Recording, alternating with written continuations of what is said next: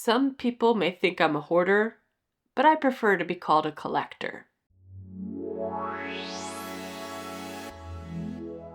Now, over the years, I've had many devices, but one brand sticks out in my mind, and that's BlackBerry. I'm always going to keep my BlackBerry devices, and I'm going to continue collecting them. The latest addition to my BlackBerry collection is the BlackBerry KEYone.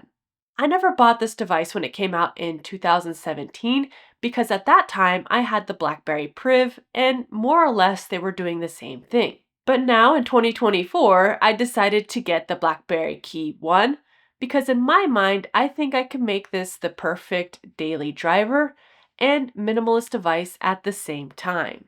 Now, the big issue with the BlackBerry KEYone, of course, is that it's running Android 8.1. This is a really outdated version of Android, but as you'll come to find out, you can still do just about anything on this device that you can do with any other Android running a newer version. The one reason I came back to BlackBerry is because of the physical keyboard. A lot of us who have used physical keyboards find ourselves craving that feeling of typing and the reduced errors when we're typing. I'm somebody who likes to take a lot of notes, and I'm also visually impaired. So when I'm using a touchscreen device, I do make a lot of errors, and honestly, I hate using the text-to-speech function. I like to have control over my text, and since I use BlackBerry for so many years, I don't even have to look at the keyboard. I know where my keys are, and I know how to type quickly. So when I got this device, it felt new, but familiar at the same time. The keys feel a little bit more plasticky. I know that this device is made by TCL, and I can feel the difference between my older BlackBerries and the newer BlackBerries. Again, I did use the BlackBerry Priv, and that keyboard also felt different compared to this one, of course, because it was a slider keyboard. The key profile was a lot smaller, but this device works just fine. Honestly, the keys aren't too raised, they're not catching in my pocket, and typing on it is actually very comfortable. I find myself typing longer paragraphs and notes, and I'm not having any finger cramps or things like this like I do on my smaller devices like my Q10. Now, another reason I jumped back to the BlackBerry KEYone is to see if it was possible to use it as a dumbed-down smartphone or my everyday carry device. And the answer to that is yes. But now, when using 8.1, you'll find that there are certain applications that are not available that you'll find on newer Androids. For example, as a digital minimalist, I find myself using the digital well-being app available with Google, and this is not possible with older versions of Android. But I did find a workaround for that. I use an app called Stay Free, and I use this app across all of my devices to help monitor my app usage and the time spent on my screens. This app does work on older versions of Androids, so that problem was relatively solved for me. You can also install minimalist launchers. I did use O-Launcher on this device and it works fine. I do like the BlackBerry launcher, so I tend to keep this as my default launcher. I removed all unnecessary apps and only left the apps that I truly need. A lot of people in the dumb phone or digital minimalist community need specific apps for their devices, and this is what prevents them from going to a completely dumb phone. Now, I find that this phone is a good compromise because it is an older version of Android, and some apps don't work.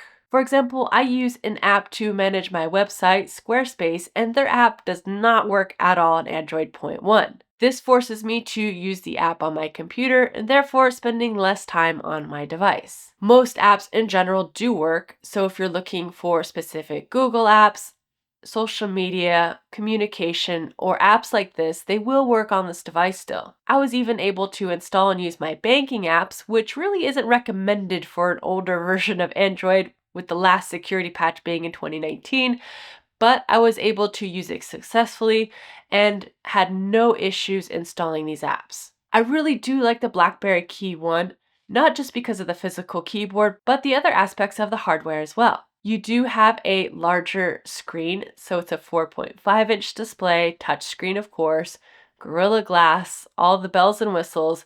And honestly, the screen size is fine. It's not too big, it's not too small. I find it's the perfect balance for somebody who needs to see a lot. I have to make my apps quite large, I have to make my text quite large, and I find that this device really fits my accessibility needs as well as my productivity needs. Another bonus, if you're using the maps feature, it's a lot easier to see than on a smaller BlackBerry.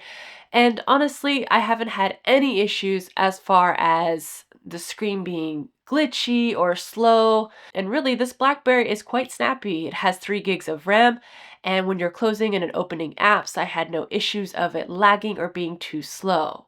This is a 4G device as well with LTE connectivity, and it's been just like any other smartphone. Honestly, I haven't seen much of a difference between my Google Pixel 8 and my BlackBerry KEYone, besides the fact that I make a lot less mistakes when typing.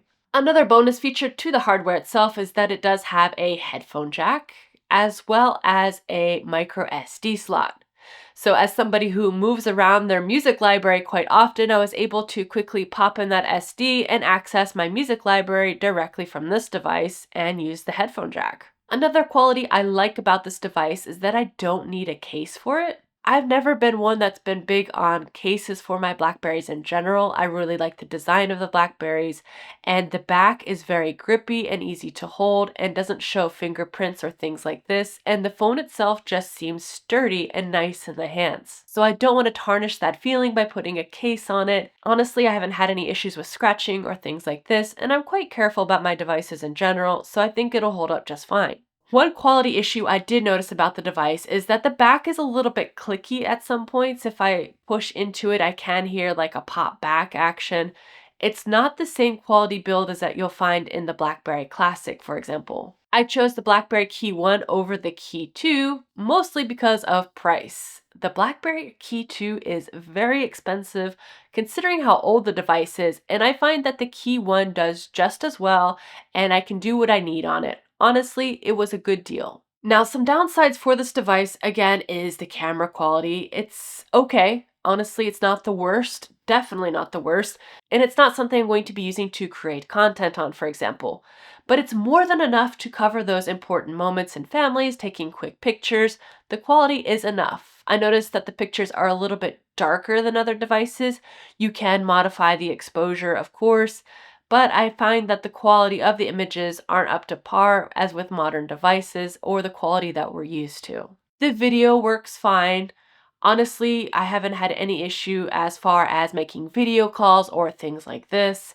So as a communication device, it's amazing. And one of the reasons I got this device is that it is working with WhatsApp and Facebook Messenger, which I use to contact my family. I really love typing on this device for texting and messaging because of the physical keyboard. I also like the use of the keyboard as far as for scrolling. Now, BlackBerry is known for their amazing keyboards, but the keyboards with integrated features such as the scroll feature or to flip up and select specific words when you're typing can really save you a lot of time, and I completely forgot about this feature. Going back to it, I really miss it, and it's something that works super well. Another great aspect of this device is the battery life. This battery is huge. It's 3,500 milliamps, and honestly, it holds a charge for a lot longer than most modern devices, to be fair. But I am using it as a dumb phone, so I'm not on it all the time. The downside is that it doesn't have fast charging capabilities, and charging the device can take a while, so keep this in mind. Overall, I'm really happy with this device as a modern smart/dumb phone. I think it's a device that I can use easily without doom scrolling. If you are somebody who's looking to spend less time on your device, I wouldn't recommend starting with this as a dumb phone, but the more experience you get with monitoring your usage and installing certain apps such as Stay Free or something to monitor your usage is really helpful. And this device is a good compromise for somebody who wants a dumbed down smartphone with a physical keyboard. Would you use a BlackBerry KEYone in 2024? I'm going to keep using this phone for the foreseeable future as my everyday carry until, of course, I test another device. Thank you so much for watching and see you soon.